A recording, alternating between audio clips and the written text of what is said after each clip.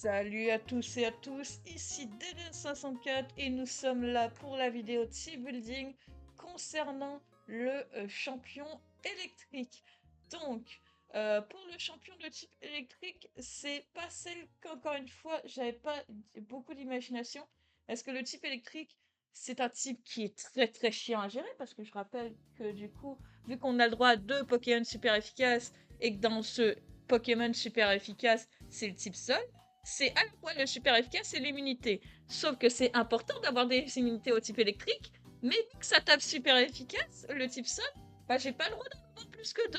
Donc si je veux résister au type électrique, soit il me faut un Pokémon qui a Absorb-Vol ou qui a Paratonnerre, soit il me faut résister à l'électrique avec soit des propres types électriques, soit des types plantes. Et c'est chiant parce que certains Pokémon électriques ont la plupart du temps puissance cachée de type glace ou une attaque de type feu, ce qui fait en sorte que jouer des Pokémon de type plante, c'est ce que t'aimerais envie de jouer, mais le problème c'est que tu peux pas trop te permettre parce que, bon, puissance cachée glace, donc du coup t'es obligé de jouer des types électriques, sauf que les types électriques, bon, comment dire que l'électricité, ça gère pas trop l'électricité de manière offensive, c'est soit l'un qui va te péter plus vite la gueule, soit l'autre qui va te péter plus vite la gueule. Et de toute façon, je me suis rendu compte au moment que je faisais le build qu'il y a un Pokémon que je vais très mal gérer, mais je vais vous l'expliquer, c'est Zeraora. Zeraora, la manière que j'ai construit ma team, ce truc me suit zéro, mais ça c'est autre chose, parce que j'ai trop maxé à mort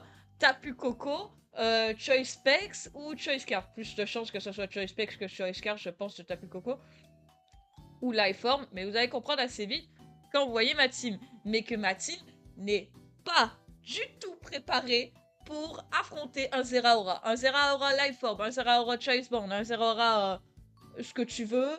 Zeraora, déjà le Pokémon dépasse toute ma team, et en plus, je ne peux pas venir sur ce truc. Génial.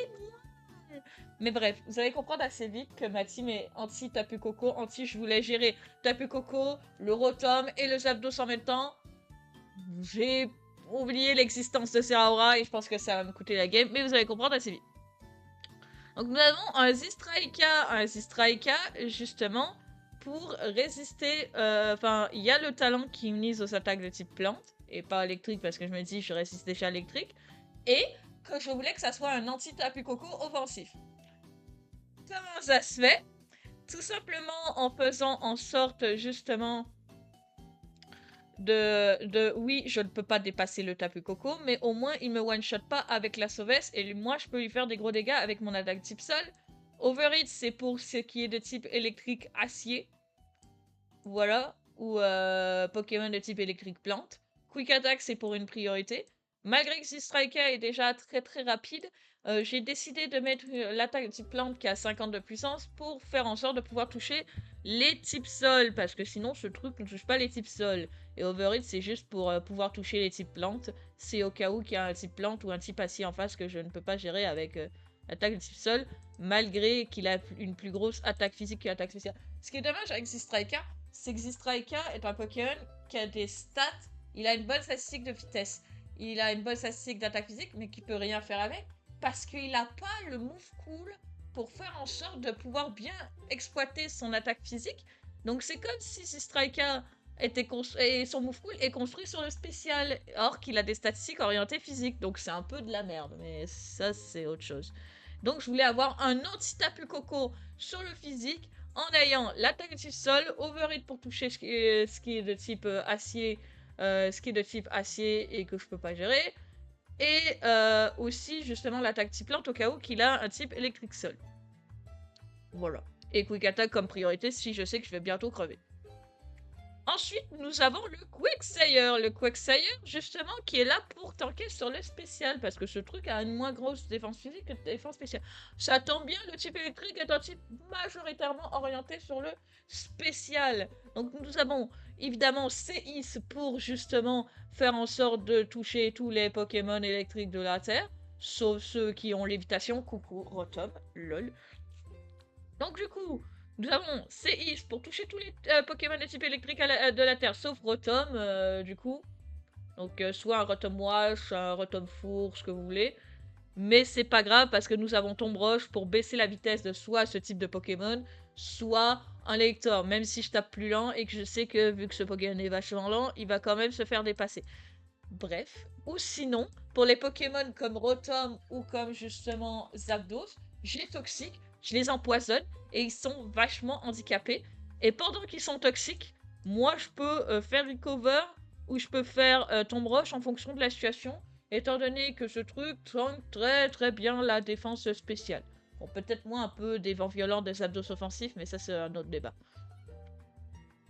Ensuite, nous avons le Mega Sceptile qui est un peu fourre-tout parce que de base je voulais uniquement un Pokémon de type plante qui a le talent justement qui immunise au type électrique. Ça tombe bien parce que justement Sceptile a ce talent-là.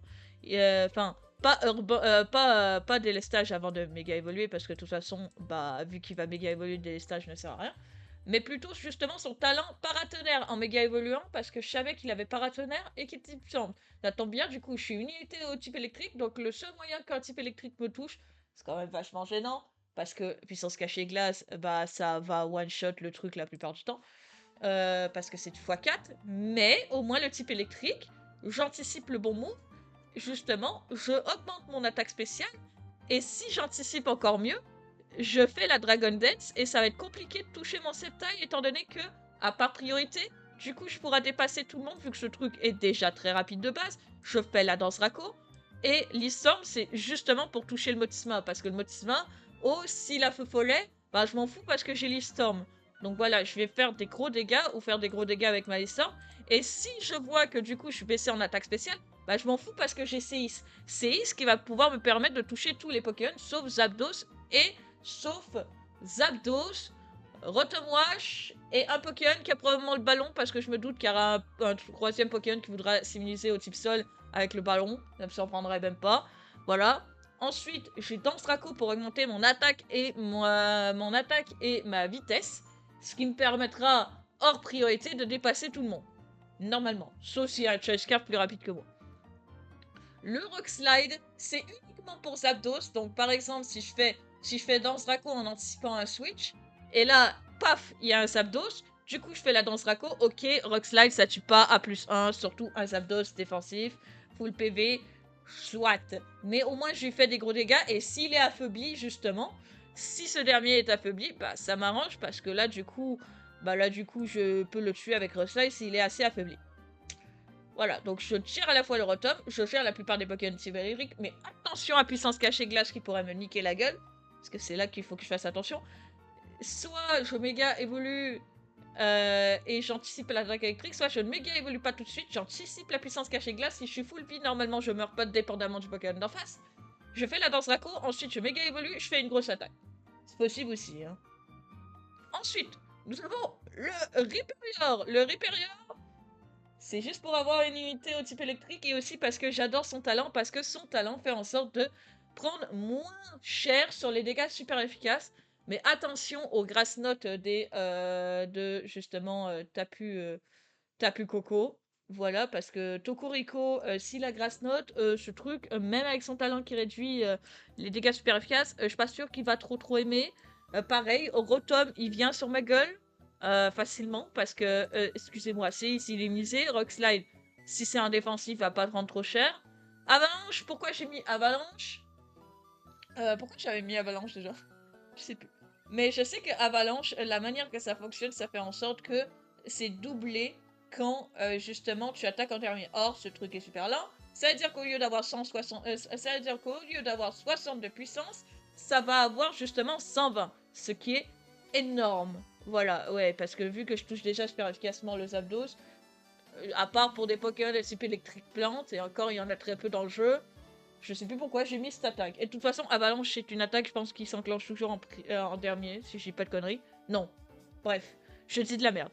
Ensuite, nous avons les pièges de rock pour pouvoir gêner la team d'en face. Genre, si le Zapdos n'a pas les grosses bottes, bah c'est simple, je le gêne. Bon, par contre, s'il a les grosses bottes, bon, à part si je fais coff avec mon Kecleon, de toute façon, je vais expliquer pourquoi je joue Kecleon après. C'est la deuxième fois que vous verrez un Kecleon. Et ça sera pas la dernière que vous verrez un Kecleon de ma part. Voilà. Mais du coup, Kecleon va très bien combiner avec ça à cause justement de Trick Room. Mais voilà. Donc, le Rhyperior a pas l'avantage à vitesse, sauf si je mets la distorsion avec le Kicléon. Mais au moins, je prends moins cher sur les dégâts super efficaces, mais il faut que je fasse attention justement au Grass Knot adverse. Donc, c'est ça. Et vu que ce truc a quand même un très bon bulk de PV et de défense physique, bon, un peu moins sur la DFP, mais ça c'est un autre débat, ce truc va venir, je pense, sur la majorité des Pokémon type électrique. Faut juste que je fasse attention au Grass Knot. Peut-être moins en puissance cachée glace, étant donné que c'est juste du x2 et non du x4, mais voilà.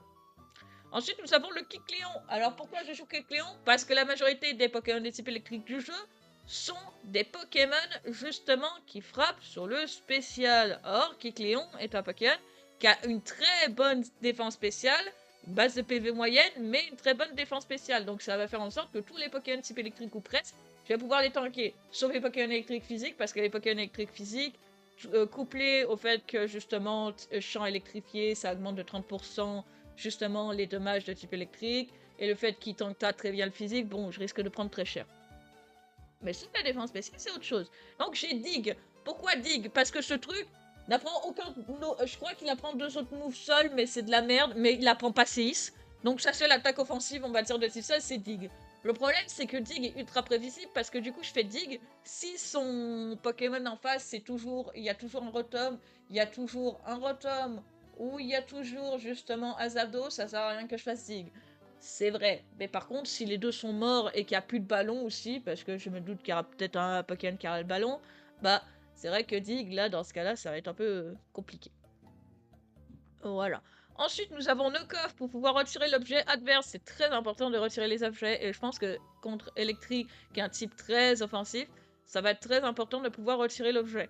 Ensuite, nous avons Recover pour nous soigner, et Trick Room, parce que du coup, je voulais jouer Trick Room de base pour avoir l'avantage de la vitesse, étant donné que je me suis dit, ce truc est rapide, mais si je peux avoir l'avantage de la vitesse avec Rhyperior, pas nécessairement Kecleon, étant donné que Greninja existe aussi, que j'ai rapide, je me suis dit, au cas où, ça serait bien que le Quagsire... d'ailleurs, j'ai oublié de mettre la musique, voilà.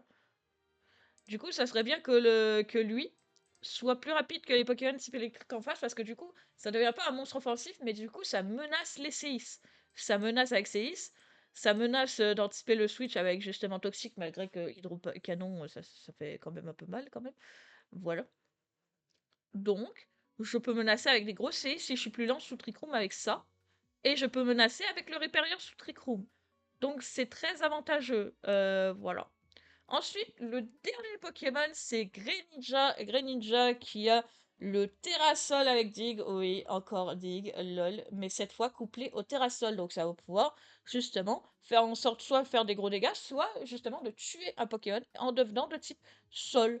Mais bon, faut que je fasse attention parce que Zeraora dépasse toute ma team et j'ai aucun switching face à cette merde qui s'appelle Zeraora. Mais ça, c'est un autre débat. De toute façon, s'il y a bien un switch dans la team qui va se passer, ça va être probablement Zeraora avec Plasma Fist, Close Combat, Knockoff et Grass Knot. Ou un move de placement comme dernière attaque, ça me surprendrait pas parce que j'ai vu et j'ai pas la flemme de modifier mon équipe juste parce que je me fais 6-0 par Zeraora. Si ça se trouve, il va pas la porter, mais c'est juste moi qui a été débile d'avoir oublié l'existence de Pokémon très rapide et qui dépasse quasiment tous mes Game. Bref, ceci était la parenthèse. Ensuite, du coup, nous avons le Greninja. Le Greninja, du coup, qui a le Terrasol, comme je vous ai expliqué, un Pokémon très très rapide.